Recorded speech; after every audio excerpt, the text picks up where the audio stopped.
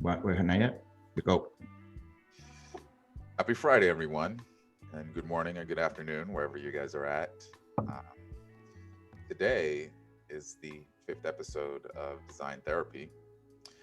I am your host, Keone Chong, and I'm here with my co creators, Jose Caballer and Mary Gribbin, and our special guest, Joe Perez, who's in the room. Uh, um, a valuable contributor. We kind of walked through this today's session yesterday with him. I'm really excited to share it with you guys.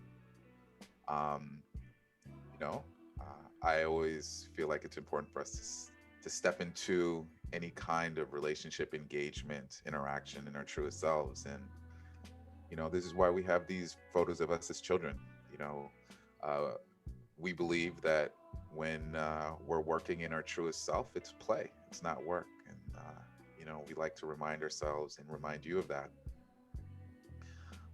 Today's episode is brought to you by Core Discovery. It is brand strategy fundamentals. So, as always, I invite you guys to like and subscribe. So, let's dive in real quick and let's discuss what Core is. So, Core Discovery is a simple way to help any brand prioritize, understand, and focus on a clear vision and plan to help them achieve their goals. It's branding for the 21st century. Core is really about brand alignment and bringing in all of these elements so that you can grow in a sustainable way. It's about aligning the culture and the essence of who you are, your business goals and your priorities, and your audience, your customer needs. If you're interested in checking that out, you can check it out at coreismagic.com. And so, just a reminder of where the company is at as a whole. What we're doing is we're preparing for launch, and we're going to be launching the Accelerator program shortly. It's brought to you. The company is the Systm. So, what is the Systm? It is a social learning experiment. It's our tools, community, and guidance to empower the next generation of creative thinkers and builders to redesign the world. And guess what, guys? That's you. That's everyone that's here on this call. Our objective is to build a platform for purpose-driven thinkers and builders to change the world through design.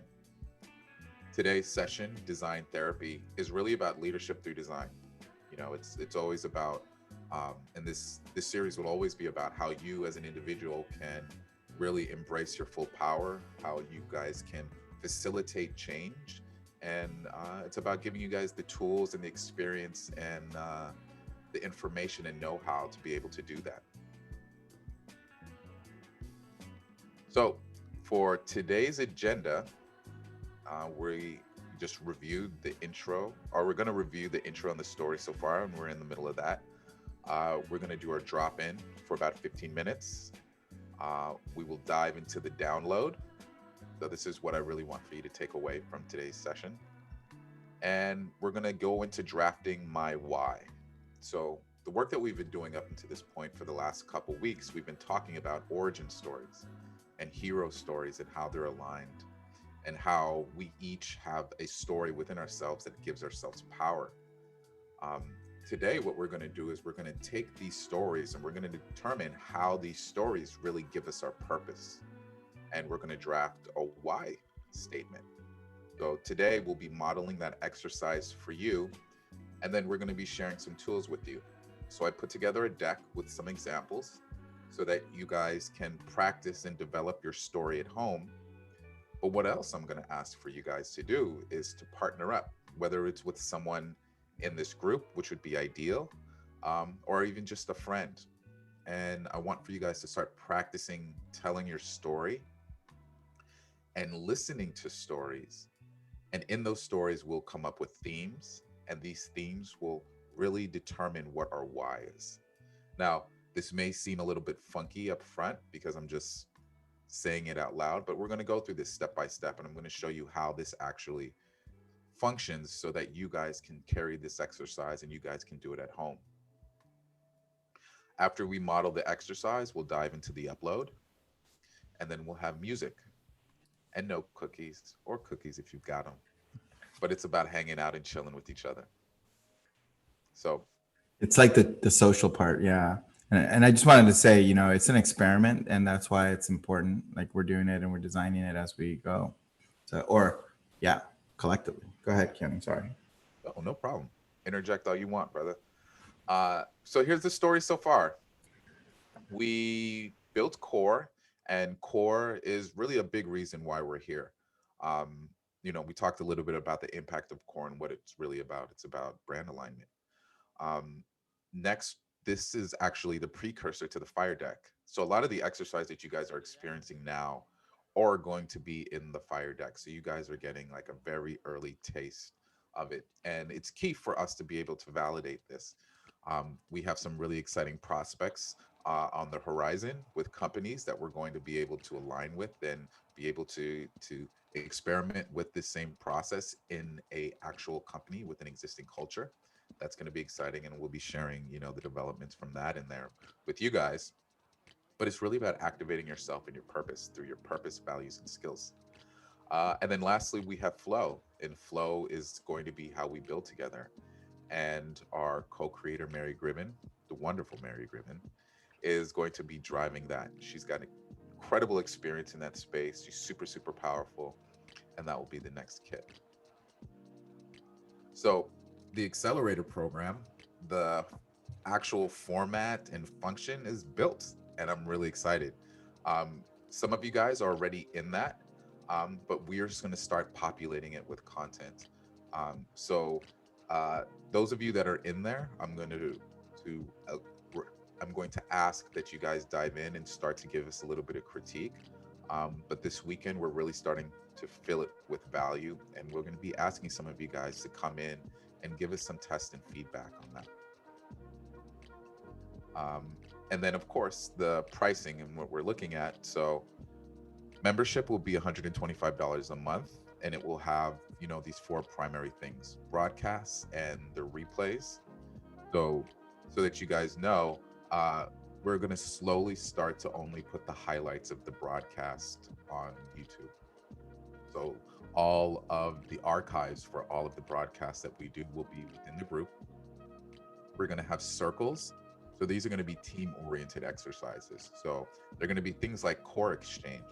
So being able to run core on someone and someone running core on you. We're going to have, if you're doing core for a brand, we're going to be able to provide support for that. So if you guys are running to strategic or tactical challenges, we're going to help you guys support that and move through that. Our vault, which is going to feature templates, so actual tools that you guys can use in your live projects, and they're going to be based on actual projects that we've done. So creative briefs that we've used for EO, we're going to have templates so that you guys can use those in your own rebrand projects. For creative briefs, for statements of work, for master service agreements, all of these things, we're going to provide them for you so you guys have access to these tools so you can use them in your own enterprises. And then lastly, play, right? We've built this awesome community, and we want to continue to provide to the community. So what are the things that we do within our lives, whether it's might be a crazy book that I'm reading, or a comic book that I'm reading, or an anime series that I'm watching, some crazy vintage movie that I find inspiration and power from. All of the things that really thrive or that help us thrive and enjoy life, we're going to bring that together for you. Yoga videos, like somebody sent me some like weird exercise stuff from YouTube that was insane. It was like Richard Simmons had a millennial son and a daughter, and they were all like, and I'm like, oh my God, this is amazing. What's going on here? So yeah, posting all that stuff. Yeah. So yeah, and then of course you guys know the fire kit. It's on the horizon, and we're going to be really, really excited to share that with you. So before I move into the drop-in, and before we drop in, I wanted to talk a little bit about an unfortunate situation that happened out here in the U.S. For those of you that may know or may not know, we had another mass shooting, and the individual that perpetrated it, he was clearly driven by racist undertones. There was a lot of like misogyny that was involved in it. It was a really unfortunate situation. And um, we're dealing with, just like we're dealing with the resurgence in creativity and hope and opportunity. On the other side of that, there is sort of this resurgence for hate and discrimination. And for those of us that look different, that come from different cultures, it's at times it can be a very scary place. I sit at the intersection of that, being mixed, of African descent and of Asian descent. So, like last summer, George Floyd, and you know the challenges of being, a black man in America, is something that I have had to deal with. Um, but on the other side of my heritage, being Asian, and seeing, the Asian hate that is really started to build in this country is it's a it's a scary place at times, and I in particular have experienced this, not only just socially, just going about my day, but I've experienced it in the industry as well. And it is a huge motivating factor behind the work that I do. And the reason that I consider myself an Afrofuturist and not just simply a futurist, you know, uh, that statement is really about understanding what the world could look like if different cultures had an opportunity to take part in the design process, had an opportunity to help craft and create the experiences of the future. And it's why, we have hello in multiple languages. We really need to embrace the power of diversity, the power of cultures that have so much history and heritage and experience from different understandings of the world, different understandings of life, different understandings of ourselves as human beings. And so, before we dive into the drop-in, I really just wanted to call that out and share, my feelings on the situation, and how it's ultimately up to each of us as individuals to change the world, to redesign the world. And I think this Friday experience is a step forward in that change. And I know that we're all doing it because I see how you guys are interacting amongst each other and with each other. And I just pray that each of us takes this experiences and shares it and uses that as a beacon. Whether it's starting the conversation, whether it's maybe just as simple as protecting somebody that you see that needs that protection. um, we each have the power in our hands. And just wanted to take a moment to share that. So Thank you for that, Keone. And Mary, thank you for bringing that up in our editorial meeting this morning. So guys, I know that was a little bit of a bummer, but let's shift the energy a little bit, and let's bring some love and light into this conversation. And so let's move on to the drop-in. And the drop-in today is about where you are in your creative journey. So I'll share that. My name is Keone. I'm located in Los Angeles. And where am I in my creative journey? I feel like I've gone through the entire origin story, like the hero's journey. Like I felt like I came back and like I brought like the information to the masses, and I'm like, yeah. And now I'm back at chapter 1, where like I'm really understanding that the world is this really strange place, and there's something missing, right? And I feel like I'm on this like the third or fifth or ninth iteration. It's fractal. You're always going through it, but I feel like I'm back at the beginning of the journey, and it's exciting.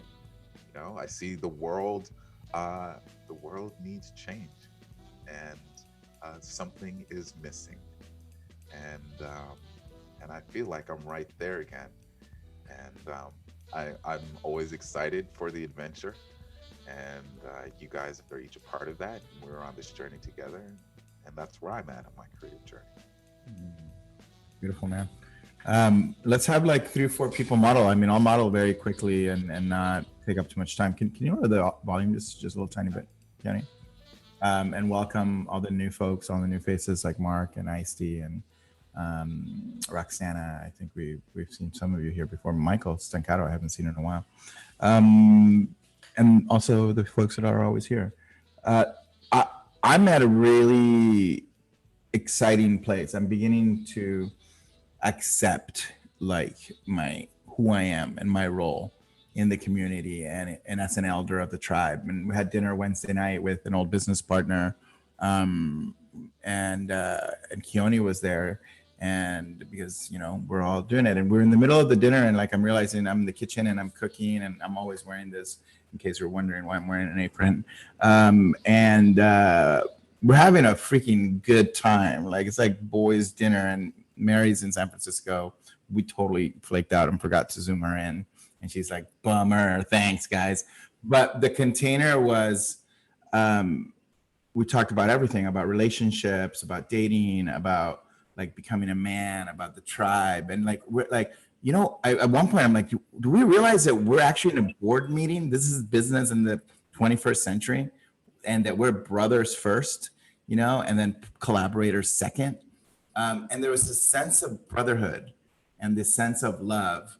And I cried and I asked Barrett for forgiveness for, my mistakes and the things that I did as a leader that didn't go well. And he's like, no, man, it just went how it went. And he was like trying to soothe me. And, Keone's just sitting there watching like, what's going on? There's dudes crying and like, hugging each other. And he gets up and he hugs us. And it's like, it's going to be okay. And we're like, oh man, hashtag I love you, girl. It's so good. Right? It was just like so amazing. And I'm realizing this is it. I figured out what it means, and it has nothing to do with systems or process or whatever. It's simply, that journey that started a long time ago. And it got on YouTube, and then it got, on with Chris Do, and then it got on Instagram, and they got like, it's transformational, like work with each other through these little boxes and through like, the stories that we're telling and through these systems that we're building. And at the end, it's really about us each individually coming into the place that I got to, which is like, oh, I'm pretty awesome. I'm not that bad. And one connection and the final thing in my share is that we've been talking a lot about is like, who are we attracting and who are we? And the legacy of colonialism. Like that, I get called by like somebody. I got excited the other day because somebody from my past like said, hey, come do a hike with me. And it's all the way on the other side of town. And I'm like asking another friend, like, what are they working on? And how, what do you think about that person? Should I go meet them? Because I remember I got that whole designer like, ooh, this might be a project. Let me go meet with them. Yes, sir, I'm at your service. And then I realized, no, have the asshole come down and see me. And this is not Scott. This is somebody else in that community, in that neighborhood. He wants me. Like, why am I like getting all excited about going to go see the white man for like a potential project? I'm being metaphoric, right? I'm saying that in metaphor. Versus like, oh, I am powerful. I am, beautiful. My curly hair is amazing. And even though it's starting to get a little dry from the hard water and I'm worried, but it's that whole point of, accepting, who I am, the creative and weird and ADD and crazy and my life and the whole thing. And it's all okay, that it's going to be okay. That's my journey where I'm at. So thank you for listening. I appreciate it. I'm done. Thank you so much. I'd love to have someone come up and share. Can anyone like to raise their hand and drop in? And while we wait, Mary, would you like to drop in? I'm in the weeds of my journey. I feel like, I don't know. Today is like really weedy. There's so many things, different directions being pulled in, and I don't know. I don't know where I am in my journey, except for like, I don't like being in the weeds. So I'm trying to get out of it. I'm trying to cut the grass. Like, yeah. Well, So Thank The you. Though. journey is Yeah, a journey. no, it's yeah, and I mean I appreciate what you said because it's such a cycle, right? Mhm. Getting back to where you started, and sometimes like you keep going in a cycle to learn the same. What is it? The definition of madness? You keep doing the same thing over and over again until you learn your lesson. So I kind of feel like I'm a little bit of that in that phase right now, just like Yeah. what is this lesson? What is this lesson here in front of me Mm. that I need to learn? Well, what's interesting is that you might not know right now, but it might come up later. And I'll tell you real quick, just share and I'll shut up. But I just did a call with Maya for an hour this morning and it was amazing. And you're going to be super excited when I share a little bit more about our call and our conversation. So yeah, that lesson that you're learning right now in this project might be a great one that we need in the next things that we do. Yeah. I mean, there's always lessons, but I'm trying to not because like mental health is so important. Like, look at what happened, on Tuesday in our country, right? So I'm trying to, I'm just trying to stay sane, like not, be so much in the weeds where I feel like I can't even do anything right, or well, So and also trying to ground myself and yeah, just looking for some peace. Mm. Well, peace soon come, Mary. Thank you for Yeah, peace. Right. I can do a drop in real quick. Yeah, Cliff, Yeah. I love that. Take it away. I don't want the attention. Thanks. My name is Cliff. I'm from Brooklyn, and I'm on the cusp, I feel, of breaking out in my full potential as a designer and creative leader. I think a theme for me recently, in some of the engagements I've been a part of, is getting over the hump of fear. And I think that's something for a very long time that's held me back in terms of, what a particular person or group might think, or fear of coming into my full potential or power. Um, and, kind of utilizing, we talked about Zen Buddhism a little bit earlier, but recognizing a thought, but not diving completely into that thought, watching it pass, realizing it for what it is. I know Kobe Bryant talked about fear when it came to, him being the guy taking the last shot in the game. And one of the interviewers asked him, are you afraid? He's like, yeah, I'm afraid, but I don't live in that fear. I look at that fear, I look at it, and I thank it for getting me excited, but I let it pass and I live like in that moment of being able to do the work, hit the shot. So when I was in a recent engagement, or some of my fear were revolved around, if I don't give this person, this company, um, the service they need for the type of structure that they have, would they not call me back or not reach back out to me? But then I thought to myself, well, after much deliberation, deliberating way too long about it, that no, I need to do what's best for my business and what I need to do to be a profitable business. And, you know, that doesn't mean that on the other end, they're going to be like, oh, we hate you. We never want to talk to you again. It may just delay something a little bit longer down the line while we figure out how to make it work, or, accepting that the relationship may not work out and I can move on and do something else and build in other areas that are going to be more productive for myself. So, um, again, the whole notion of fear and being able to get over the other side of that, being able to recognize that, uh, and recontextualize it, the way Keone has told me about, where it's about the feeling of excitement that we're about to do something cool and or possibly transformational for myself, instead of something that's going to rule me and stop me. Because whether it was in my past or friends that I've had, and looking at their fear, I know what it does to people. It keeps them stuck in cement. And 2021 is about breaking out of that cement. That's such an awesome share, Cliff. Thank you for that.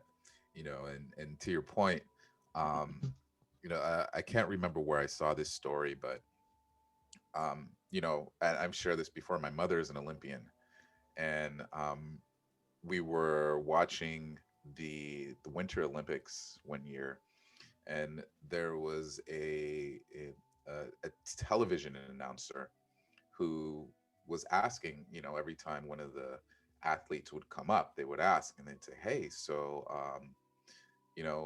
are you afraid? Like, are you scared of what you're about to embrace?" And they're like, "No, I'm excited." And every athlete that they kept asking that question to, they're like, "Oh, no, no, no, I'm excited." And there's something to be said for the power of choice, choosing to embark on a journey and the way that you choose to interpret a certain sensation, right? um I talk about how, and I share this openly, my mother and I, we had a very contentious relationship growing up.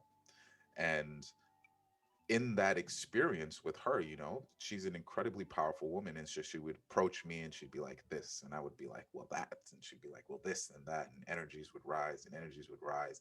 And I would always meet her at that. And what I came to understand, like, especially now in my life, is that fear that I had, that you would usually get, I never interpreted it as fear. I interpreted it as an energy, as like motivation. So, I've played professional sports. I've always been excited to take the last shot. I played basketball in a bunch of semi-pro teams, and I'm a great shooter. At least I think I am. But I was always excited for the opportunity. I was excited to take the jump. I was excited to embark on that new adventure. And what I realized was some people interpret that experience, that sensation, as fear. But for me, I interpreted it as excitement, right?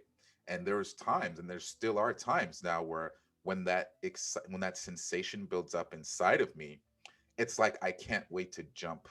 Like my entire body is energized, and it doesn't feel like fear. It feels like this energy that I need to release. It's like I can't wait for the interaction. I can't wait, to make that first step. And this is how I feel when I mentioned in my drop in where I'm at the first chapter of my story. I was like, I'm excited for it. That fear that you would normally have isn't fear, it's a motivation factor for me. And so I would challenge us all, use the power of choice. Like, this sensation that you're feeling you interpret it as you choose to or as you need to. So don't look at it as fear. Look at it as an energy battery that's powering up inside of you, and this power that's ready to release and activate. And with that, I would love to invite Stefan to the stage, and then we'll do Arsenaged, and then Mauricio. So go ahead, Stefan. Hop on stage, brother. Okay, hey everybody. I'm Steven from Washington D.C. metro area. Um, Speaking to that point, before I kind of encompasses where I'm at in my creative journey, is that I've heard somebody say, he was a minister. He said that faith and fear are actually the same energies. It's the same thing as far as um, it's the belief that something that doesn't exist will happen, being negative or positive. So I try to run with that. But where that kind of eclipsed my journey as far as where I'm at is I think that I'm at a point of massive iteration. Um, just not even just with my business or my career, just with myself personally. So I've been doing a lot of research or me search as I call it. But just taking that, and I think with that, I think there's a lot of discovery that's involved. And with the iteration and discovery, I think as Jose was saying, um, is there's an acceptance. There has to be some sort of level of acceptance there. And it's almost a reawakening and just letting you know that things are going to be okay. Um, so yeah, and with Keone's point, as far as the hero's journey, I feel like I went through this journey and I'm circling back and I'm reiterating and experimenting. So, and I think being with you all, um, the times that I can make it, is helping me do that, because I really do feel like everybody who's on this call is speaking to a term that I heard is called speaking to your language of light. And simply what that means is that we're planting the seed. And when you water the seed is in the soil. And then what happens when that seed breaks through the casing? The seed, you water the seed, it breaks through the casing, it breaks through the soil, and the next thing is light. So I feel like everybody's trying to speak to that light and step to, who they were trying to become, whether that's a brand strategist or the next step in your career. So I just really appreciate the system for allowing an opportunity to speak. I really do. So that's where I'm at. Stephen, man, that was really powerful. And, you know, so much of us are resonating. You can see it in the chat, but incredibly powerful drop in, man. And thank you for sharing. Mauricio, if you'd like to come up. And then lastly, Arsenic. Hi. Yeah, sure. I'm Mauricio. I'm in Medellin, Colombia. And the point I'm at right now is realizing, kind of figuring out that that's kind of our duty to put ourselves out there so we can start finding our people and people that needs us. Yeah, I've been figuring out, this whole idea of, especially when you start moving into strategy, the idea of being paid just for thoughts, right? For how your brain works. Realizing that there's actually people that need need certain things that point of views I've had and we've had, and the ways we see the world, because we're creatives and we might not be as afraid as a lot of people to see things a certain way and explore certain things. And I think we're failing ourselves and that people by not putting ourselves out there, by not, I mentioned positioning myself, but that's like one word for it. But yeah, that's where I'm at, like trying to learn how to do that, how to put myself out there. So I find the people I need and the people that need me find me. That's it. Yeah, man. I feel that in this new economy that is growing, it's a micro economy, and the creatives are going to be powerful because they're going to be niche and they're going to be specified and they're going to bring unique perspectives and cultural experience, and they're going to bring all the heritage and all that great gooey stuff that helps build powerful brands. And the creatives that are going to build it, they're not going to be, in these huge agencies. They're not going to be in the Ogilvies and the RGAs of the world. They're going to be independent. They're going to be living their truth, and the brands are going to have to reach out to them and ask for their help and ask to partner with them. So yeah, man, great share. And then Arsenic. So last year when COVID hit, I basically lose all my, most of my clients because they were mostly connected to the traveling industry. So and then I started also me searching, and as we were discussing, I think Patricia in some of the previous chat said, I felt like I then started like saying, okay, if I want to go forward, should I go the same way as I did before, or should I change something? And that's when I started basically learning about the business, and then first going through the Future channel, and then finding the Jose channel and the sessions from the March. And then I realized basically I felt the meaning of the saying, like when the student is ready, the teacher appear.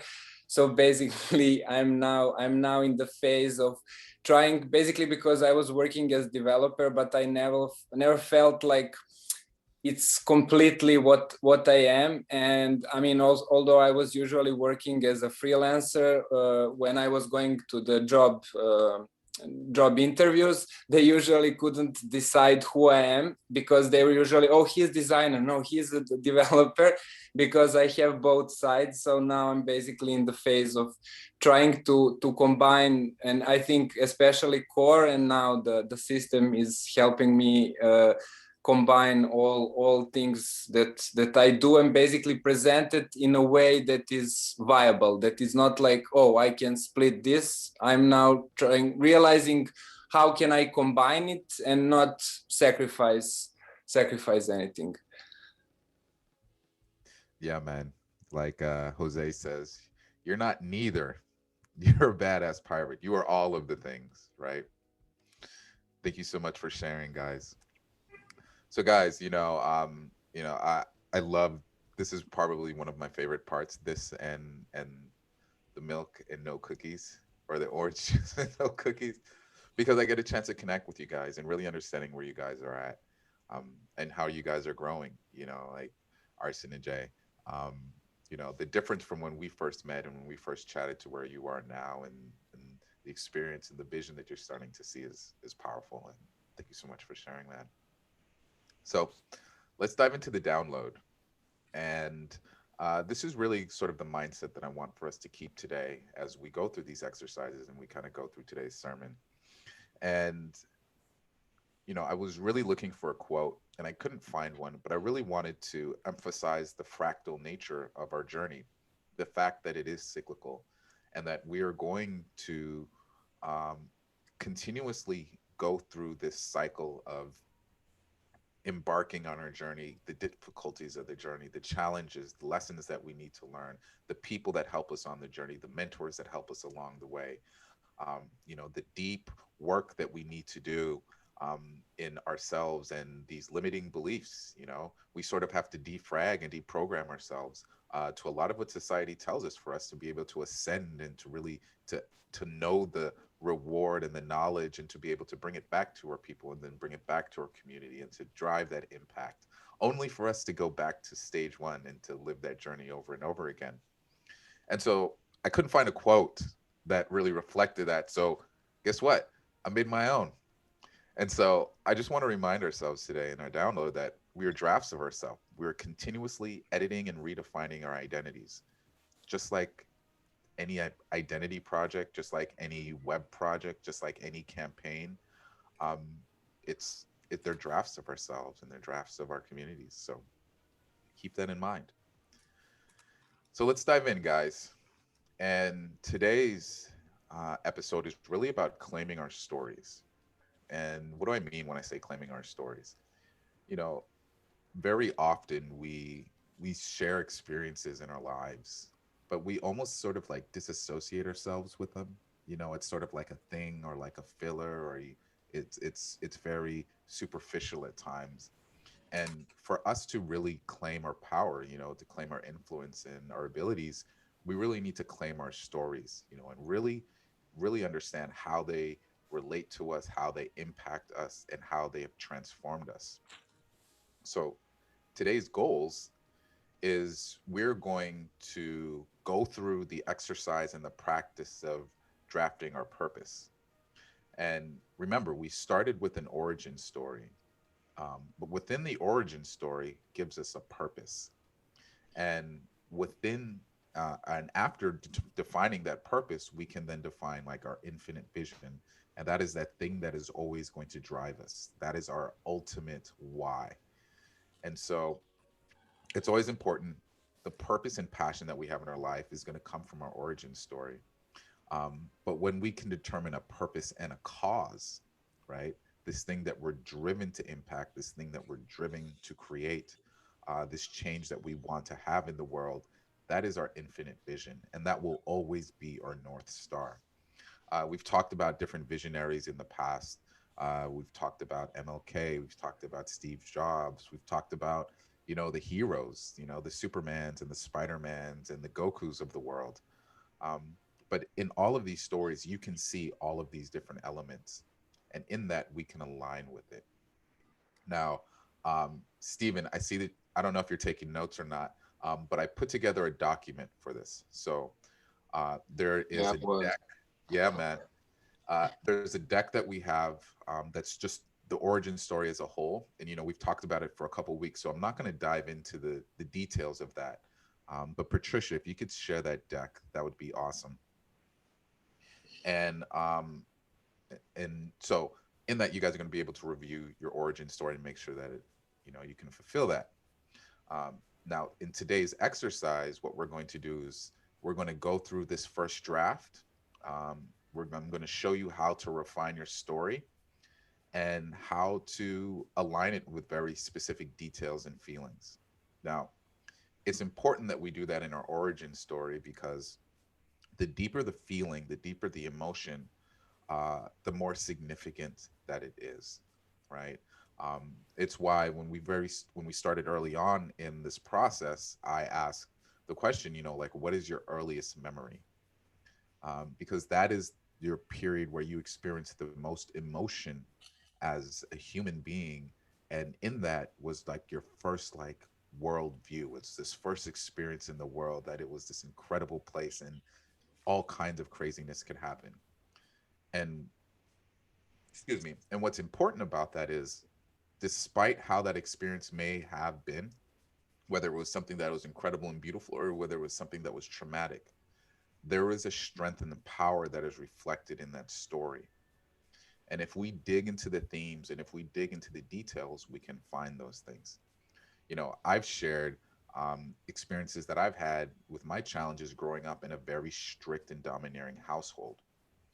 Uh, and in me sharing that story with Jose one night, uh, he realized that the power in that was that I had actually developed this strength and this resilience.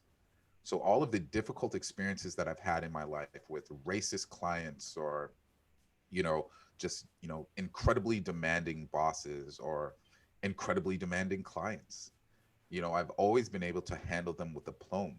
I've always been as cool as a cucumber, as my dad always says, and I've never stressed.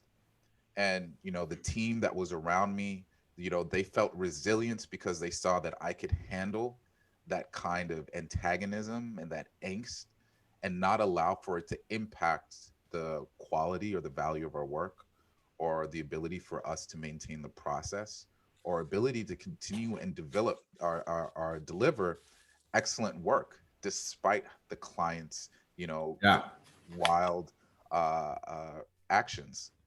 Your equanimity was actually from the fact that you were just like so powerful from the training that your mom subjected you to. Where on the other hand, my equanimity, or like my ability to like not be reactive to like the crazy and the chaos, came from the fact that I grew up in such a loving container. Like there was absolute love. You can do anything. You can fall. You can like whatever it was. So whether it comes from that or it comes from like the harshness of a parent, or from your experiences, it really ultimately like makes you who you are. So it's okay to like have had pain and like suffering. It's okay. Totally. Oh, So- and one other note, sorry, that I just wanted to note that I'm realizing now as we go ahead, I don't want to forget it. Pay attention to this exercise and to how we're doing it. This is how Keone facilitates. And it's about getting to know the story of the people that you're working with deeper, and like putting the values and the attributes coming out of the story itself. So this is really design therapy. So this is super important to our work as designers and facilitators. Yeah, and to that point, I'll talk about this core. This was something that I had noticed earlier. Core is really great at determining a what, and it becomes exponentially more powerful when the shareholders that are in the meeting, when they know their why, when they know their purpose, right? And so what I realized was, in the way that I was facilitating, I didn't push through it with the speed of Jose, for example, because of his experience in working with startups and working with all kinds of founders. He intuitively has been able to pull the why out in the process of facilitating core. For me, it was a little bit different. I didn't have that experience. So what I was doing was, I was spending the time with the client in the first meeting, and like, well, I used to call it a brain dump, but really what I realized was it was them telling their story. It was them like, it was like a vomit of all the things, of all of their feelings and their emotions and their experiences of how they got to this point where they decided that they needed to develop their brand. And in that, I would pull out very specific experiences. And I knew that they were valuable because of the emotion in which they presented it, that passion. And from that, I took that and imbued those attributes into the elements of culture, right? That's how I was able to find success. Now I'm creating a process specifically for the why, and this is it. But this is an example of an exercise, or this is, the really like the first draft of the exercise for determining that why. And so I want for you guys to keep in mind that this exercise is not only for you as an individual, but this is something that you guys can actually carry for your clients as well, and help them understand their why, because it will then, and you'll see this as we go through it, we're translating our story into themes. From the themes, we're going to translate it into a why statement, which is like 2x, so that whatever the impact is. And from that, you can use that as a barometer for each of the attributes, which then are reflected in core. So let's give an example of this, right? And this is drafting a why statement. So this is how the exercise functions. We're going to listen to the 12 chapters of an individual's origin story. And in that, we're going to, as a listener, you want to be able to pull the themes from that. And Patricia, if you can share the document, I put together a Google Doc for that, so that you guys can have that when you guys practice this exercise this week.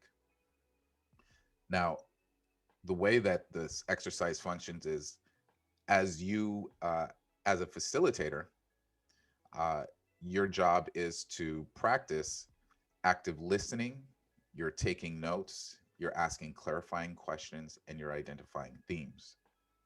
And the goal is for each chapter that the person that you're facilitating the story from, for each chapter that they're presenting, it's important that these stories are very specific. So here's an example. I can say, I grew up in a Jamaican household. It's a very general statement. If I was facilitating this conversation, I would say, well, what was it about you growing up in a Jamaican household that makes that memory specific, that makes that memory special? And I would respond with, well, I grew up in a very limited experience and understanding of American culture. My parents were hyperachievers, so that meant that I had very limited access to any kind of media.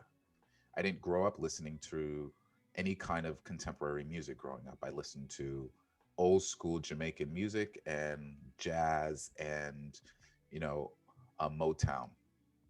I wasn't allowed to watch television except on Fridays and Sundays, where my dad would sometimes sneak and let me watch Benny Hill and Star Trek. And then on Sundays, I only was allowed to watch opera and 60 Minutes, right? Now, these are very specific memories that really impact my worldview, because of that, the world and the media that I was allowed to explore was science fiction. I was reading incredible amounts of science fiction. And so for me, my worldview was about this futuristic world. It was about this scientific world. And me not having access to a lot of American media meant that in these visualizations of these stories that I had, I was always envisioning people of my culture, of the cultures that I was familiar with. So the characters that were being described in the books, I'm thinking about them as Chinese like my dad, or dark skin and beautiful like my mother, and all of these crazy mixes. So this was this vision that I had as a child that really formed my perspective of a worldview. Now, the next thing is we're also supposed to be identifying themes. So, for example, in this theme, you can think about, okay, well, he's thinking about science fiction, he's thinking about future, he's thinking about technology, he's thinking about art and design. These are themes that can be pulled from just that section. And the goal is, as you go through each chapter, you as a facilitator, you're practicing active listening, meaning you're really trying to understand the deeper meaning of what is being said, right? Communication goes beyond just the actual definitions of the words that we're saying. There is an underlying meaning. There is a current of significance that we're trying to impart against each other. The deeper that we can listen, the deeper that we can understand, the more illuminating the themes will become. And these are skills not only for just this exercise, these are the skills that are going to allow for you to become incredibly powerful facilitators. when you're dealing with a client and you're going through a core exercise or an attribute exercise, or you're weaving your data weaving, and or whichever exercise you may be in that conversation, the deeper understanding that you can get from your client, the more powerful the execution and the strategy can be. So we talked really quickly about drafting the why statement. And what I'd like to do is just dive in really quickly and give you guys an example of that. So the key is that when you get to the point of drafting a why statement, which is after you've listened to the 12 chapters of your story, after you've pulled the themes, you guys are both individually supposed to draft a why statement. A why statement functions like this: to blank, and that is the contribution that you bring, that is like the power that you have, so that blank, this is the impact that you want to have. The impact is always to a community. It is always to a legacy that is greater than the individual, and is for some sort of change that needs to happen. And it's usually a contrast between the individual and the world that they see around them. So here is an example. Martin Luther King wants to inspire love and respect so that every person is treated equally, right? So when you look at his story, when you look at the things that he went through in his life, the ultimate thing that he did was about inspiring love and respect. And why did he do that? What was the impact, right? His impact was so that every person could be treated equally. So this is the key that I want for us to remember when we're drafting our why statements. So what I'm going to do is I'm going to really quickly go through an example, or the sample chapters that we presented for you guys last week, on just someone that we felt that we aligned with within our journey as the system.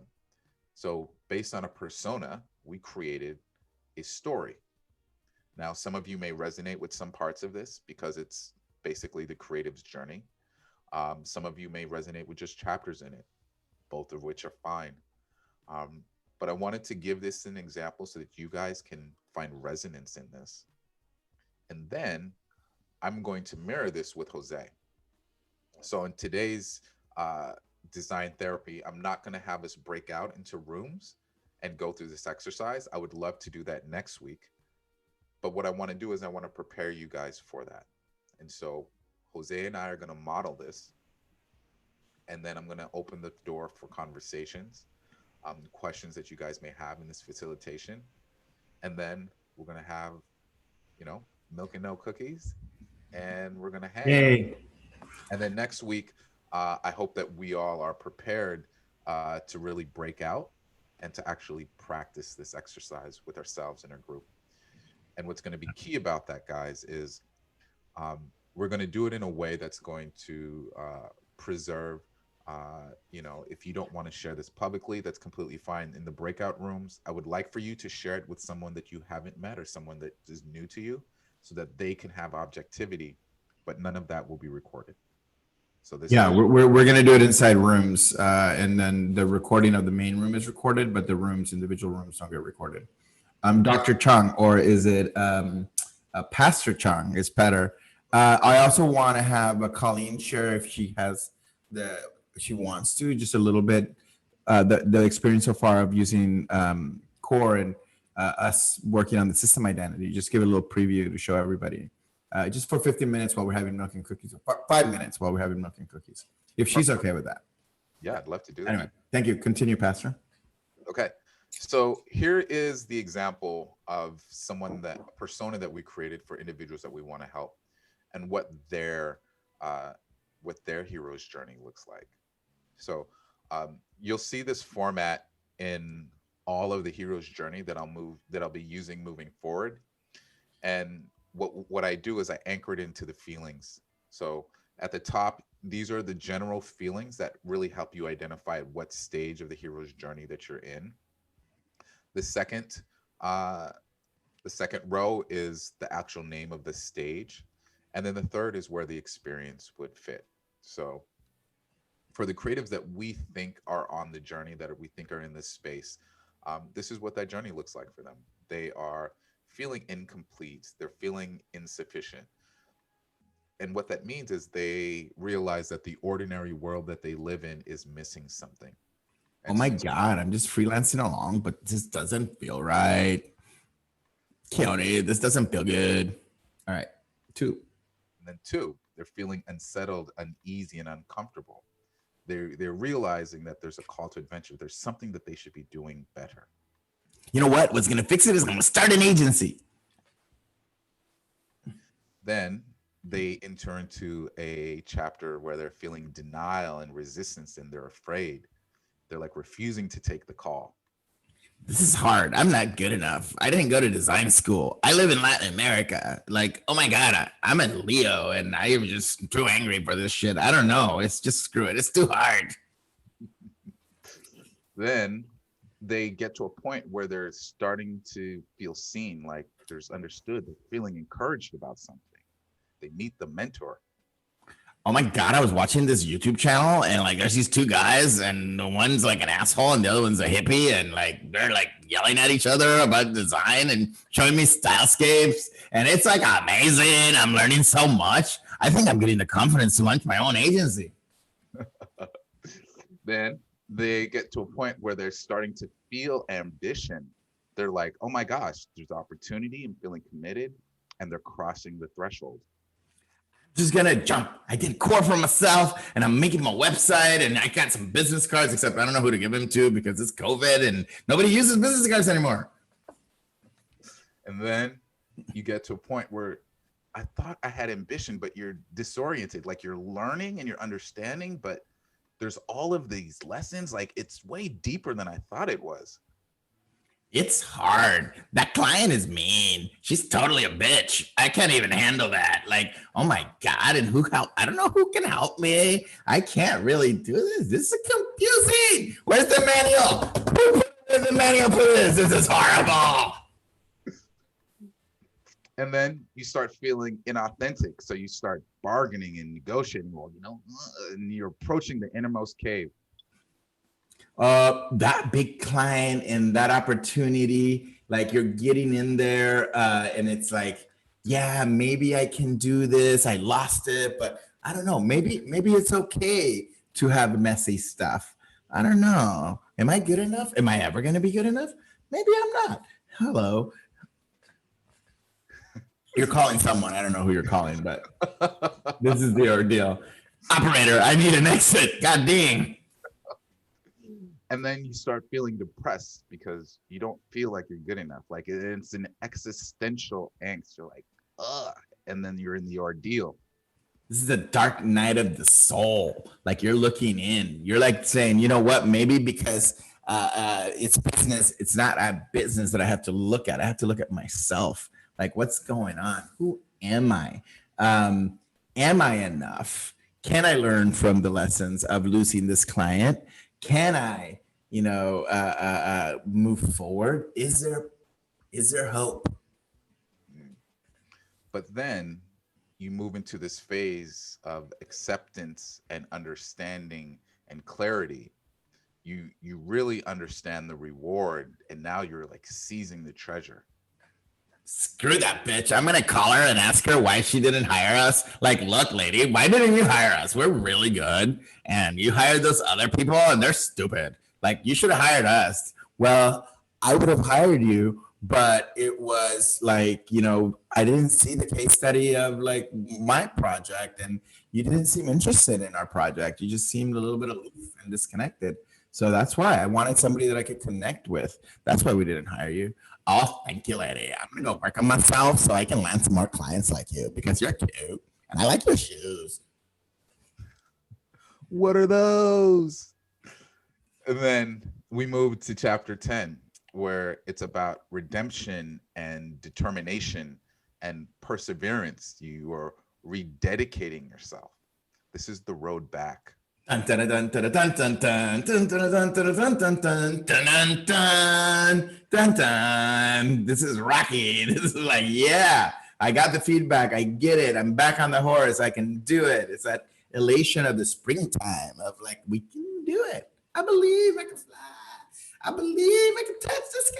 Wait, that's a horrible R. Kelly. Don't have me sing again during one of these. Patricia, some of that going like, oh my God, that's so good. And then we move into chapter 11, which is about accomplishing and achievement. This is the resurrection. This is when you feel like Jesus walks and you walk into the meeting like yeah, there we go. And you pitch again and it goes really great and you're in the pocket now. Boom. And then you get to chapter 12 and you've reached mastery. You've ascended, like you leveled up, and you return with the elixir, the boon, or the treasure. Oh my God, this is the same process every time. I have the same emotions of ups and downs, and maybe I should have a process to do business development because it's too emotional. My little heart can't handle it. I need somebody to help me on business development because this is just way too much. I'm gonna systemize my shit so that I can just be grounded all the time and do what I'm really good at. And that is an example of a story with Jose's incredible acting and singing and singing and dancing. And we hope that that story sort of resonates within you, right? It's sort of the creative journey on the level to grow and the level to scale. Now, what we're going to do is we're actually going to model the exercise for you, and I'm going to do it with my journey, and Jose is going to ask me the questions, and we're going to do this same exercise but flip now. So Jose is going to start with chapter 1, and he's going to ask me about these feelings, and I'm going to respond in kind. Now, we're not going to actually show you about taking the themes from the notes. What I would like for the audience to do is to start pulling themes and putting the themes in the chat.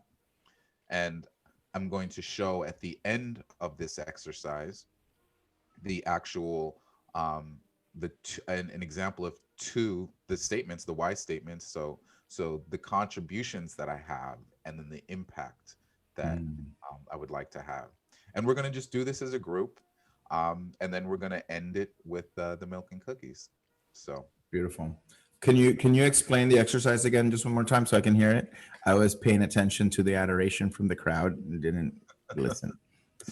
So the exercise that we're going to do is we're going to go through this chapter, but we're going to do it based on my origin story. We're doing you now. Got it. And I'm going to do your part that you did in the previous one, and you're going to do like the acting. Yeah. Or the story part in your style. Got it. And I'm not asking you questions. I'm just setting you up, right? You're setting me up. Now, and I'm going to give ideal responses, guys, so that you guys understand, because I can dig deeper and I can ask you to tell me a little bit more if I don't feel like you're being authentic. And how am I measuring if you're not being authentic? That's the other thing. Like I can, at the end, I'll tell people like why I asked them to dig deeper. Got it. And so can you, and Jose, can you like turn down the volume like just a touch, like your My mic is a little high. Yeah, I the gain is like all the way up. I don't know what I was testing some loud and obnoxious stuff. Is that better? Yeah, better. So let's do this. All right. So. All right. Just tell me when. Go 3, 2, 1. 3, 2, 1. Let's go. Here we go. I'm feeling incomplete and insufficient in the ordinary world. You are? So I'm being raised, in a world where I'm in America, but not of America. I'm really confused by all of the weird cultural traditions that are happening around me. I don't understand the music. I don't understand the food. I can see a little bit, like my dad is really cool. And so he's like, hey, Key, come on, let's go watch a little bit of Benny Hill and Star Trek, and he's sneaking movies into me. And the only real opportunity I get to explore the world is on Sundays, where my mom allows me to go to the library, and I just sit in the sci-fi section and read sci-fi books, or I sneak out to the mall and go to the comic book store that was only, a mile away, and I read comic books there. You couldn't figure out how you fit in the system because you're other. So you went and you sought it out in sci-fi and in fiction and in fantasy. I had that same experience as a child. Oh my God, I feel your pain. Oh, it's so beautiful. I became a nerd, a really good one, and an artist. But yeah, that's gorgeous. Number two. So that unsettlement and that feeling of discomfort. I'm not from here. I'm not from there. There's a Colombian song that says, no soy de allí, no soy de allá, no soy de aquí, no soy de allá. And you're like, I'm torn. It's really difficult. So you get this call to adventure. So what do you do?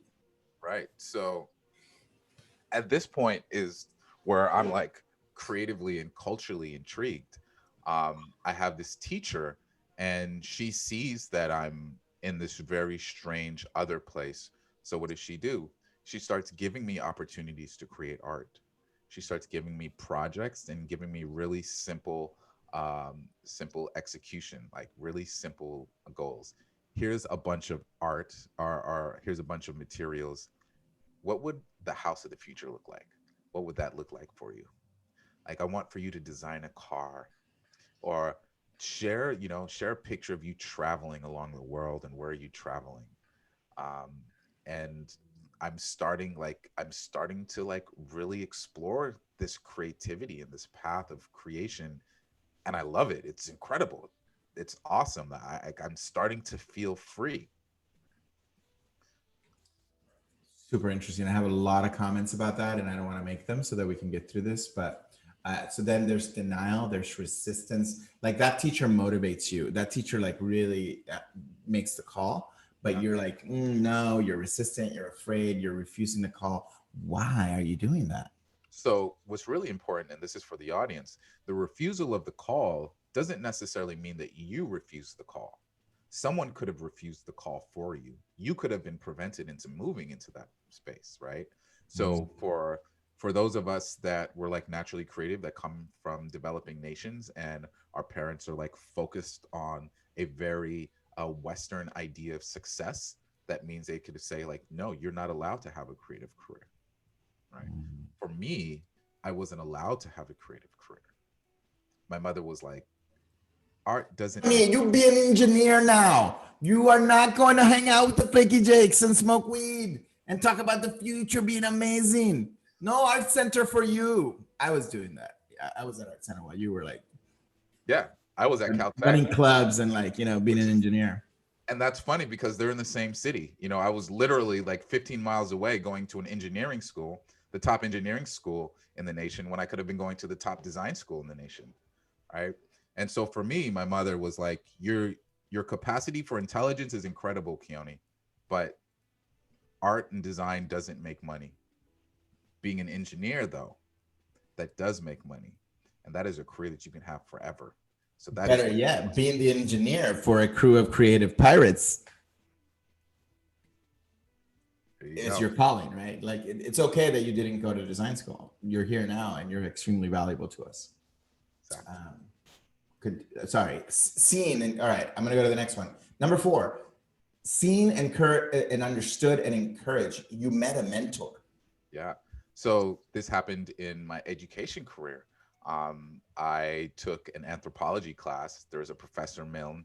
He was like a human version of Bart Simpson. He had like this crazy head and hair, and he took a very specific interest in me because I was fascinated by culture, right? And so when I look back, going backwards from the chapter of this point in my college career, my entire life, what I realized was I was always indexing culture because I didn't understand it, because I was outside of culture. So at school, I would be like, well, why are these kids cool? Well, they all wear Vans and they all skateboard. They all listen to No Doubt and Nirvana. They all hang out at this one place. They all eat the same food.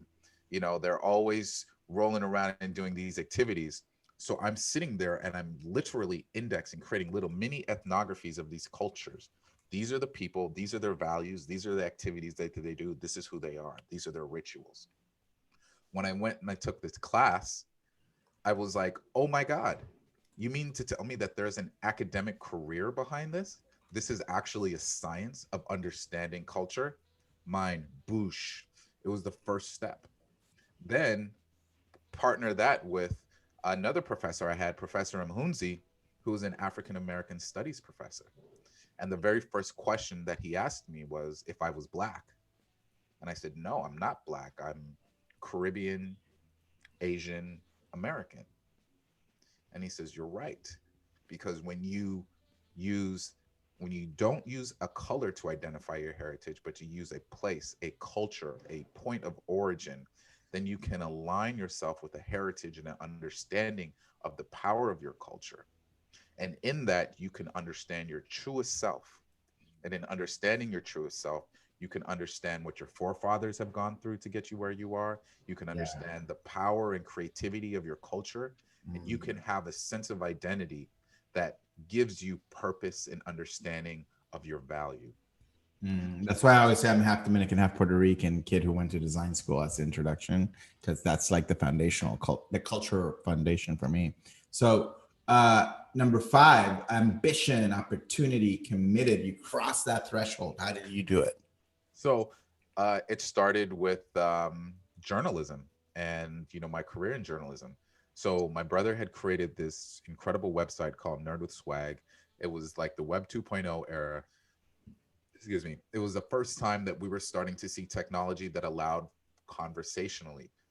for like conversational interaction. So instead of it just being a broadcast that is one direction where a brand or any community would only just present information, it became two-way straight. So it was a blog, and we covered culture and technology, specifically the way that we had seen it as Jamaicans, right? So wow, that's interesting. Actually, that's super interesting. I'm seeing your story now in the context of today, and like who you are as a brand and who you are as an idea, and like why you're so important to this movement. And I'm like, oh my God, it all makes sense, right? Like when you hear the hero's journey.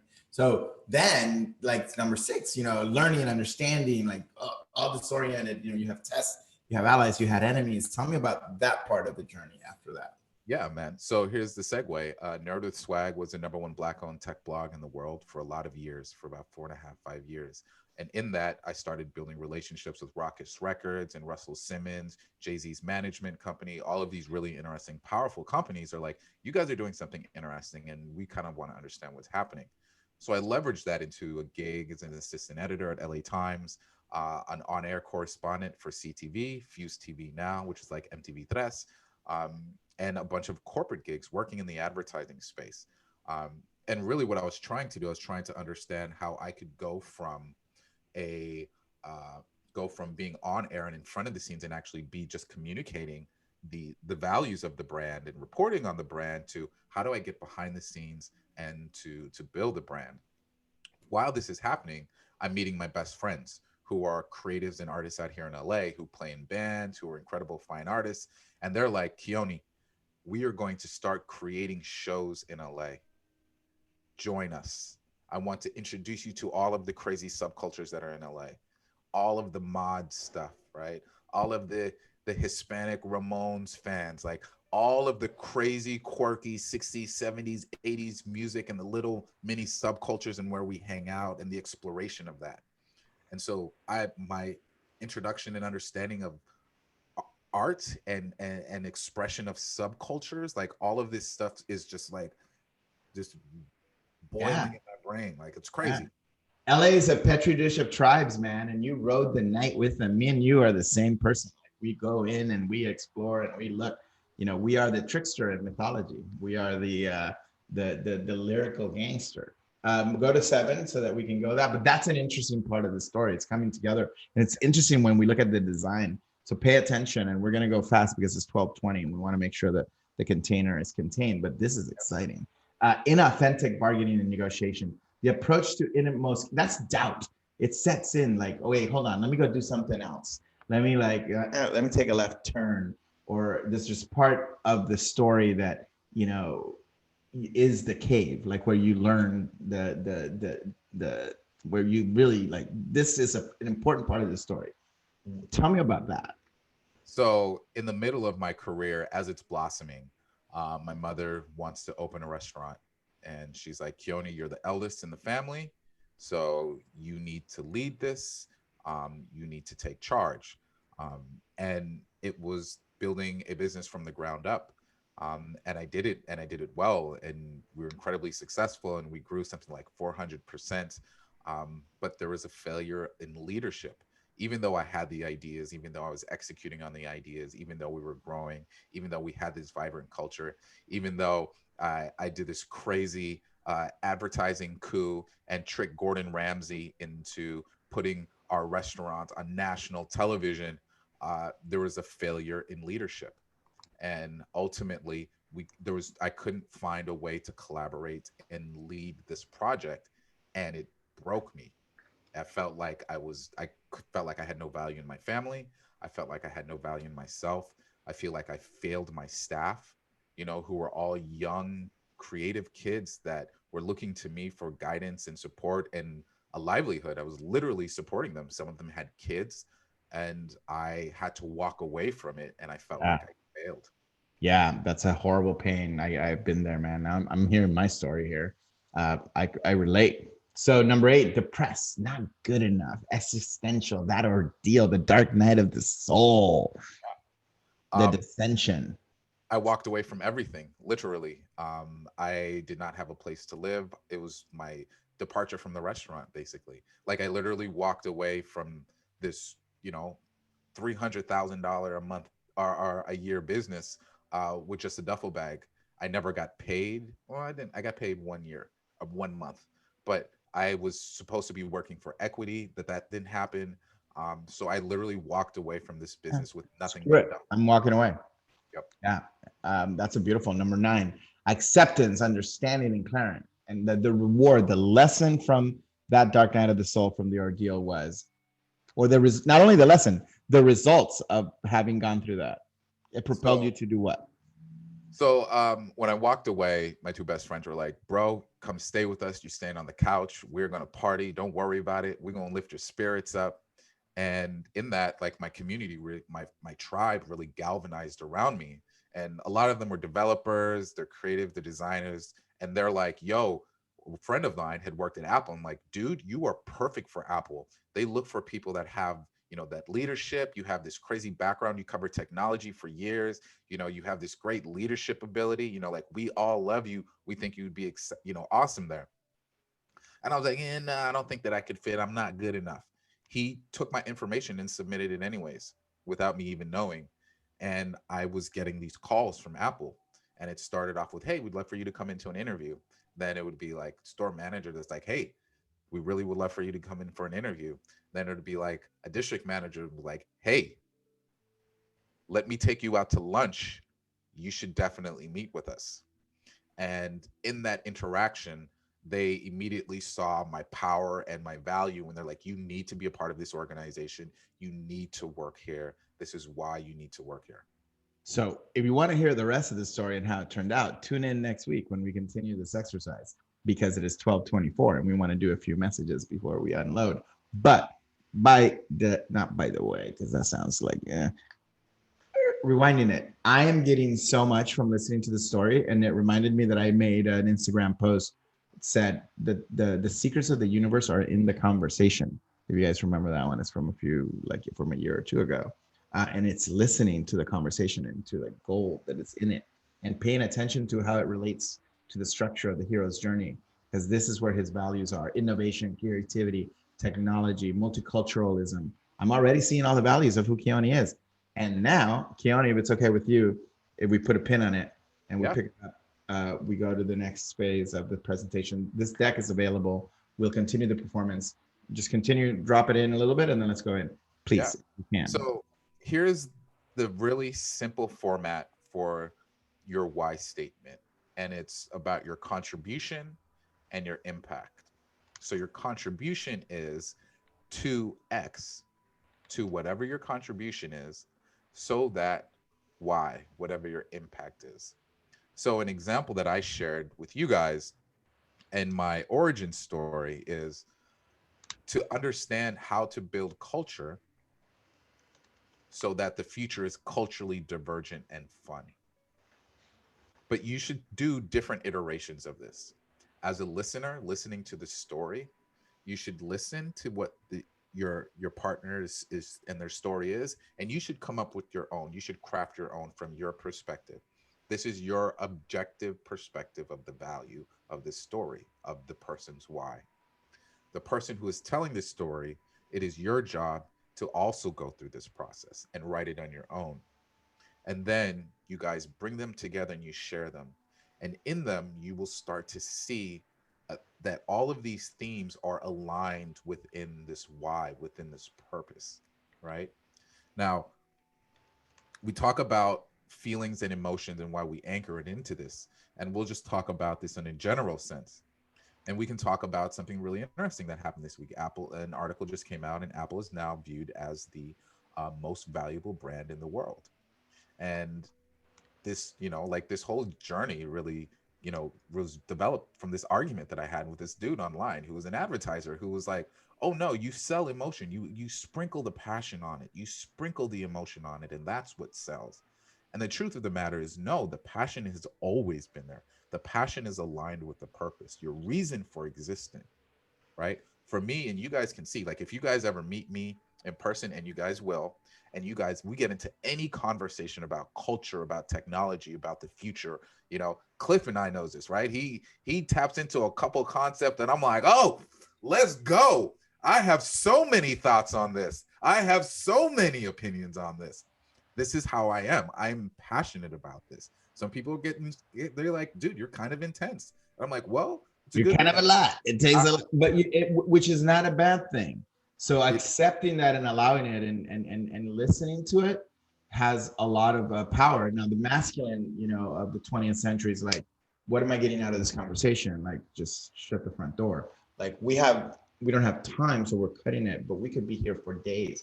Keone and I, we flow in a day and we're going left and right. And then when we come back, we're like, that was like huge. We got to incorporate that into the system.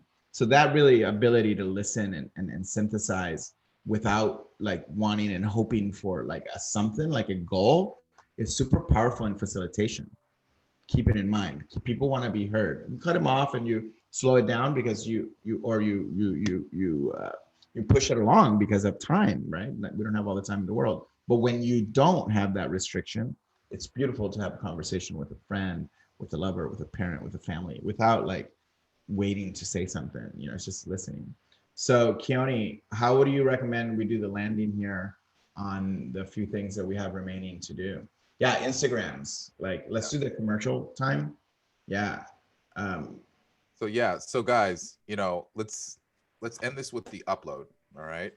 Yeah. And this is what's really important for you guys to understand, that no matter where you are in the journey, no matter what phase of maturation you're in, no matter what phase of matriculation that you have gone through, meaning the levels that you've ascended to, it's always a process. It's always a journey. And it's important to always remember this. Wherever you go, there you are. You have all of the power and skill and an ability to execute within you. The creative solution is there. If you can really understand your purpose, you will always be able to understand what the next step in the journey is. Yeah. So I leave you with that. As always, this is brought to you by Core's Magic. I would ask that everybody shares their Instagram handles, their social handles. We're a community and we want to support you and all the things that you're working on. So please, you guys, share that into the thread, add each other, friend each other. If you guys, I'll be carrying on this conversation in the Core Tribe as I always do. So don't forget to join us on Facebook, and always to like and subscribe. And share. If this is touching you, if this is really powerful, tell your friends about it. We're going to start releasing, and you're going to see a little bit of that from Colleen, some of the memes, right? A meme factory, so that you can use the same assets that we're using to kind of invite people and bring people in. Because bringing one person to this and having them experience what it is that we're doing is really beautiful and really powerful. And seeing, Shaquille and Cliff, working with Hanya and like how the community is developing organically, it's a real beautiful thing. So yeah, please invite people and let people know and share the videos. So Keone, do we want to do like people sharing what they got out of today during like music and cookies, that's a really good way to do it. And I'll go get some non-cookie cookies. Yeah. But yes, but guys, I'm sorry for the time thing. We weren't able to get to the last couple chapters, but we'll definitely do that next week. Next week. So, and if you need to drop off, if you have other meetings, go. But I Yeah. do want people who want to stay a little bit later and have Colleen share. That would be awesome. But like, just get off. It's not embarrassing to leave. Say thank you. Say goodbye on the way out. But let's hear what people got. Keone. So let's start with Colleen. Colleen, we'd love for you to share a little bit about your creative journey right now, it helping us build with the system.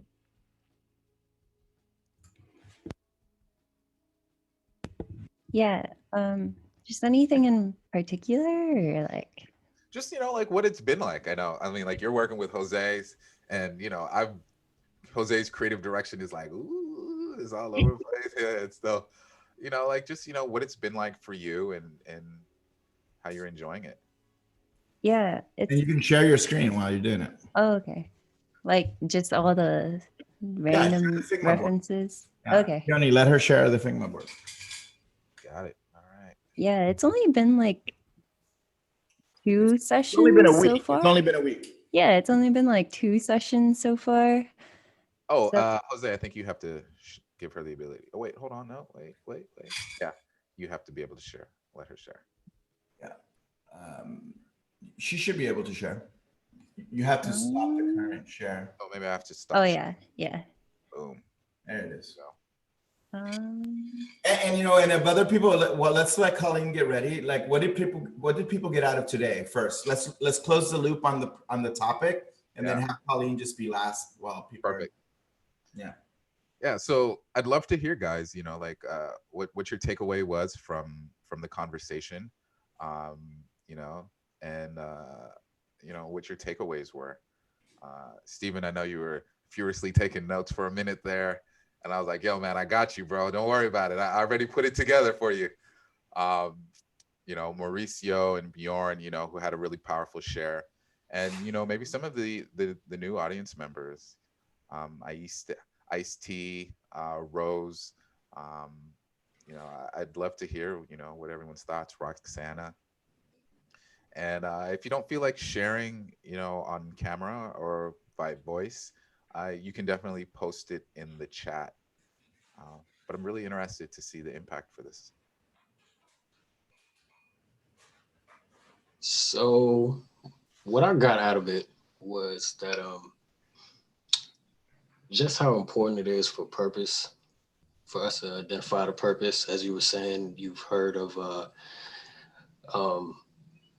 somebody talking about emotions and selling emotions rather than purpose, and it's actually purpose at what is the barometer, and how discovering somebody else's purpose, like our client's purpose, is the barometer for the core attributes.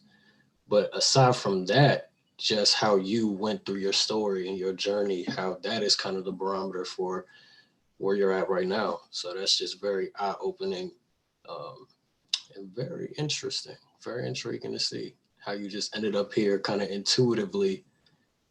So it's pretty cool. Thanks for sharing, by the way. Yeah, absolutely. If my journey can help you guys on your journey, then that's all that matters. Joe, I'd like to invite Joe to the stage. I shared a little bit about this exercise and process with him yesterday. And so for those of you that don't know, Joe is, he's a life coach, but he has a background in branding and all of the creative experiences that we've had. He's had his own agency. He's built a lot of really powerful stuff. So I think he's uniquely qualified to present some really powerful insights. And so, Joe, I'd love to hear from you. Yeah, awesome. It was. I've loved the arc of, and thank you. I love the arc and seeing it come together in stories, and I loved seeing your story. I'm familiar more with Jose's, but love seeing the power in that story, and like Stefan was saying, the true power in being anchored in purpose is to see because to just accomplish, I mean, I don't think everybody here is here for just accomplishing, just to do great work, just to make more clients, because there's a lot of content out there for that. I think the resonance that I take away from this space is to do it in a way that is authentic, to do it in a way that is empowering, and more than anything, fulfilling. And the success comes as a byproduct of that, but not to have the success without that. That's my biggest takeaway, that when you anchor in your story, when you anchor in who you truly are, there is not just the success will come as a consequence, but you're anchored on who you're being and who you are as a person, on what your story is. And in that, there is true connection with the clients that you're serving, and the people that are around you, the people that you're leading. And just more than anything, there's authenticity, and there's aliveness, and there's a sense of just fulfillment that every day you step into your role as an agency leader, as a creative, and you are stepping from who you are versus what you're trying to get. So that's my takeaway from today's Awesome. Thank you so much for that, Joe. And to touch on a point, so when I first started on my agency journey, one of the things that I had two partners. I had a partner that was focused on design, and I had a partner that was focused on development. And one of the reasons that they enjoyed, or they actually requested that I join them and that I lead them on projects, was because I had this confidence when I would speak with clients, and I had this ability to really resonate with them. And so much of that came from understanding my story. It came from really understanding like my value, and how all of these really unique experiences in my life gave me this very powerful perspective that businesses needed. And in that, I was really able to like root myself in my value and the purpose that we had as a team. And so when it came time to pitching a price or scaling our price, right, I never felt concerned with the value, because I was so confident about it, and I was building the relationships, and these clients that we had really reflected our values. So I didn't really have to worry so much about tactics of negotiation, right? Obviously, there are some basics that you need to know. You need to be able to anchor in price, so on and so forth. But the value of what I knew that I was delivering and how I was delivering gave me so much confidence in, when I was like, oh yeah, it's going to be $15,000 for a brand identity. It was effortless. I didn't feel like I was selling anyone short, because I knew the value of my work, right? When I was determining what kind of clients that I wanted to work with, and I would sit down, I'd meet them, and we have our first meeting, and I'd be like, something in my gut tells me that this isn't going to be a good client. And the times that I ignored my gut, guess what? They were crappy clients. Exactly. I knew from the get-go. I was like, oh, this is who he was. This is who they were. Right? It helps everything happen without like a lot of effort and without a lot of like fear and process and stuff, when you're like truly anchored in or embodied in being yourself. Yeah. It's lit, man. This process is lit. Let's let some other people like. Yeah. And I'll check, the threat. Roxana, she said thank you, and she resonates with everything that is said. A little bit of music too. Yeah. Let's turn it up a little bit, and let's in the show. Yeah, it is lit indeed. And Keone, I want to acknowledge something, people, and I want some snaps and some Keone and sharing his journey and in co-creating authentically with me. I'm not an easy person to co-create with. And me letting each other dance in our true selves and witness ourselves, witness each other, emerge as the amazing kings that we are of the diaspora. That's true power. So like in modeling this between each other, what Shaquille and Hania are doing, what we do with each other is a reflection of who we are. To quote my friend Jesus, what you do to the least of me, you do unto me. So it's like a circle of virtuosity. And we always think, well, I'm not good enough. Why would Jose talk to me? Why would Jose do a call with me? Why would, Keone, collaborate with me? You don't know, right? Like everyone is the same person. There's no like status in the world of love. And I'll shut up and let some other people, but that's really true. So Hanef over there. Preach, Puerto Rican, preach. I want to share a little bit. Yes. Actually, something Jose said kind of resonated. I don't know what, but last week I was doing ayahuasca, actually, and I thought about this. That I've been avoiding so hard to tell my story or to share anything really because many things, not knowing where to start, not knowing what to say, not knowing how it's fear basically, right? Of the unknown. And I mean, I don't want to share the whole thing because it would take me a bit, but I did actually. I wanted to You have this space all the time you need. Thank you. I actually wrote down something earlier when starting with your earliest memory. I remember I cannot put my camera because I don't have one. I have one with my phone, but anyways, can't right now.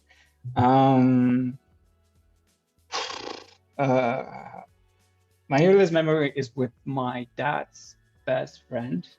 I was on his shoulders. We were on a park, and it was very happy. The reason I'm crying is because I was 4, and he helped me a lot in the future I was about to face as a kid. He actually used to be, if you know anything about Medellin, you know about the story about the violence. And he actually used to murder people. That was his life. He went to jail and he came out and he helped a lot my dad. And he shared that story with me as I was a kid, and he was murdered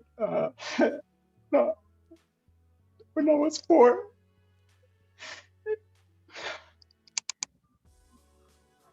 Sorry. And he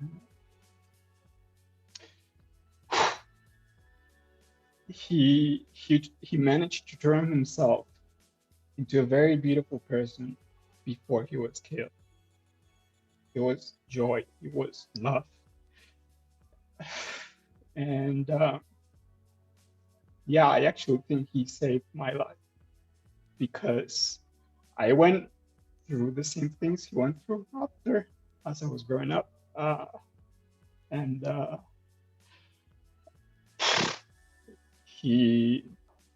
always remember he managed to do it.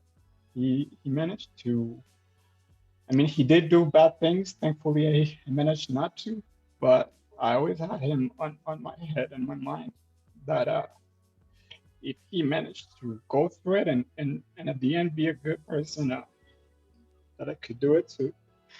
Yeah. Actually, I wanted to say a lot more than that, but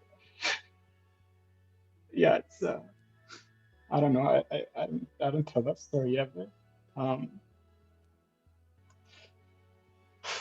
That's that.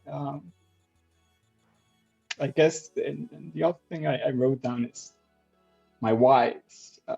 I suffered a lot, and I managed to pull myself out of that.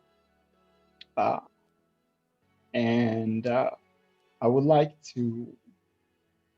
My why, I guess, is I would like to do everything in my power so no kid has to go through that ever.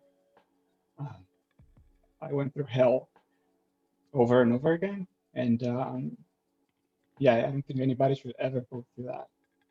And I'm lucky, like family members, friends, lots of people died, and yeah, I feel grateful that I'm here, grateful that I survived that, and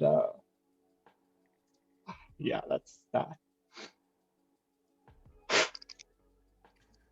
You know, Mauricio, to share something as intimate and as close to your heart as you just shared incredibly courageous, man, and powerful. And I don't think there's a person on this call that isn't moved by your story. And I'm grateful to understand something that really affected you at such a powerful level, such a human level. I mean, it's I don't want to get too much into this, but I will say this. The experiences in our life that shape who we are, they give us the opportunity to shape the lives of other individuals. And our power only exists for us to be able to shape and impact other people. You know, there's the cliche saying Spider-Man says, it's, you know, that we all know with great power comes great responsibility. You know, I always like to think that we can only get as high as we've fallen. You're incredibly powerful, my friend. And this story is going to give you a purpose and passion that is going to change the world. And your journey is just starting. And it always starts with understanding. I just want you to know that myself, Jose, Mary, and I know everyone else on this in this tribe is here for you. And we're here to support you on your path. And we're all excited to see you thrive and shine, man. And so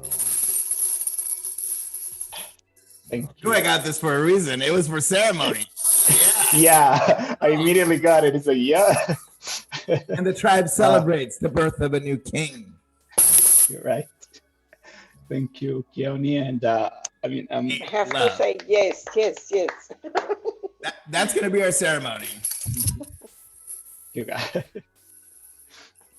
Now, these are some of the first steps, you know, in your journey, man, into a new path of understanding and power and empowerment. So if I can suggest anything to you, it is to continue on this path of self-discovery and to embrace it. You know, I learned to embrace my power when I learned to embrace my trauma. It's called being a pirate. Yeah. Like you roll no matter what. And you love it. Yeah. I guess my kind of closing thought is that I've been trying to hide that for too long. The things that happened, because I feel that, I don't know, maybe I might be looked as less than, and I don't know, especially, you know, I'm the name of my company is Love, and I don't know, I feel that maybe sharing that what my story is might taint what I want Love to be, and yeah, I kind of come in terms with owning who I am and what my story is. Yeah. And beyond letting it go, it's actually integrating it and owning it. And it being like a lot of our popular culture is about let the stuff go. And it's we do have to let it go, but it's accepting it. And accepting it is like not letting it go and not dealing with it. Accepting it is the worst because it's actually integrating it. So what I've experienced is that through ayahuasca and through all the other work that came out of it, the integration work is the most powerful. Now, based on this, I think, you know, Colleen, we can do a separate session because I have a call in 10 minutes and we'll record it and we'll post it in the core tribe. The progress on the system identity. It's less important. The system, this is more important than anything. Your story, Mauricio, you sharing that, you having a place to do it with brothers and sisters that love you. And like, that's it, man. Like once you have that, and when you share that authentically, when you really share your story, that's really when you become powerful, when you become a powerful creator, when you become a powerful co-creator, when you can talk to any client, no matter what, because you are absolutely naked. Everyone has seen everything now. You purged, like in ayahuasca ceremonies, all of your shit and all of your, you know, pain. And the pain is what makes us powerful, but integrating it and letting it go, like Bjorn is saying is what makes us free. Free people. That's really what ultimately we're doing here. If we become powerful by the freedom of becoming exactly who we are, the most authentic version of ourselves, the brand called you, that is love, meaning Correct. ultimately. I know it's a big logic loop to the name of your agency. So, It- and we have a call in 10 minutes. So we're going to continue this conversation. Take us home, Keone, with a little bit of music. And whew, I've been crying this whole week. I've been crying the whole week because I did ceremony last weekend and I'm still in it. Yeah, guys. So, you know, this session was super, super powerful. The ability to connect wherever we are in the world amongst each other, super powerful. To our new guests, to Rose, and the rest of you guys. You know, I'm grateful. You know, Mark, Ice T, you know, and to, you know, Bjorn and Shaquille and the Inders of the world and the Christinas, you know, like, we're so happy to see you guys, and you know, we're so grateful. And this is a power of a community. This is a power of a tribe, you know, when we're here for each other. You know, I started this because I wanted to empower each of you creatives here on the call how to lead through design. But it looks like we're learning to lead, you know, for ourselves, for the world. And I'm excited for this journey that we're all on. So, you know, as we say goodbye to everyone on this session, and as we step into the weekend and we prepare for the new week, I want for you to remember that wherever you are, there you are. On that note, take care, guys. Peace.